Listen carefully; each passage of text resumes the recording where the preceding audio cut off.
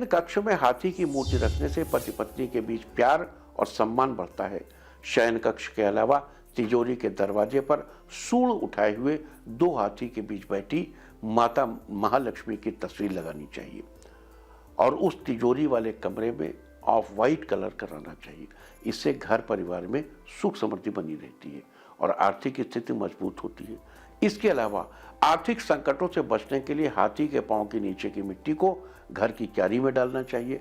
लेकिन अगर आप अपनी याददाश्त बढ़ाना चाहते हैं तो उस मिट्टी को घी और पानी से सानकर 6 गोलियां बना लें और उनमें सिंदूर लगाकर एक डिब्बी में रखकर अपने कमरे की दक्षिण पश्चिम दिशा में छुपा कर रख दें।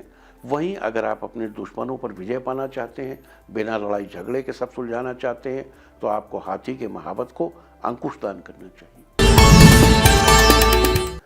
हर कोई चाहता है कि उसके घर का वातावरण अच्छा और सुगंधित बना रहे, पूरे घर में एक पॉजिटिव एनर्जी बनी रहे। इस सब के लिए आजकल लोग बाजार में बिकने वाले तरह तरह के परफ्यूम, रूम फ्रेशनर लाते हैं और घर में छिड़कते हैं। लेकिन आप भी जानते हैं कि परफ्यूम की खुशबू कितनी देर तक टिकती है, उसे एक दिन में कई बार उपयोग में लाना पड़ता है। वहीं इसका एक प्राकृतिक तरीका भी है और वो है कि ताजे महकते हुए फूल सुबह सुबह उठकर ताजे फूलों की पंखुड़ियों को एक कांच की कटोरी में साफ पानी भरकर उसमें डाल दें और उस कटोरी को ऐसी जगह रखिए जहां बाहर से ताजी हवा आती हो। हवा से वो खुशबू धीरे धीरे पूरे घर में फैल जाएगी और पूरा घर खुशबू और ताजगी से महक उठेगा। आजकल आपने सुना होगा कि कोरोना के लक्षणों में से एक लक्षण है सूंघने की क्षमता का कम हो जाना। देह में जाते ही विषाणु आपके सूंघने की क्षमता पर हमला करता है।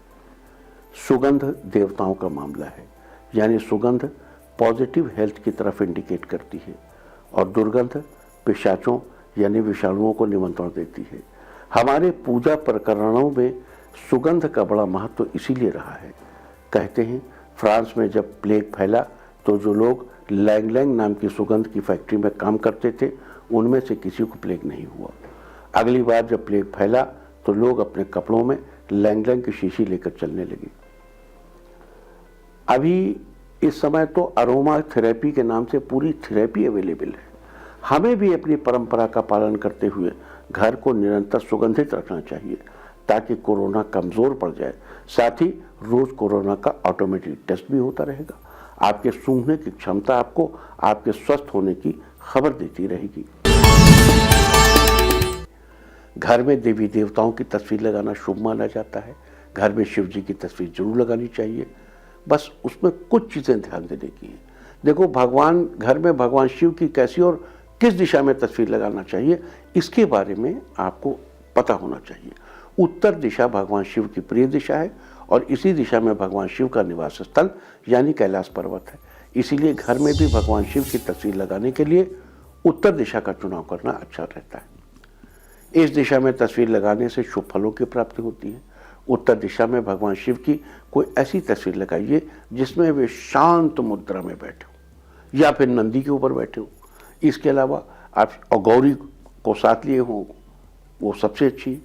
इसके अलावा आप शिव जी की ऐसी तस्वीर भी लगा सकते हैं जिसमें वो अपने पूरे परिवार के साथ बैठे हो। इस बात का ध्यान रखना चाहिए कि घर में शिव जी की ऐसी तस्वीर या मूर्ति कतई नहीं लगानी चाहिए जिसमें वो क्रोधित अवस्था में हो, रौद्र रूप धारण किए हुए हो या तांडव कर रहे हो। ये घर की सुख शांति के लिए ठीक नहीं है, गड़बड़ है।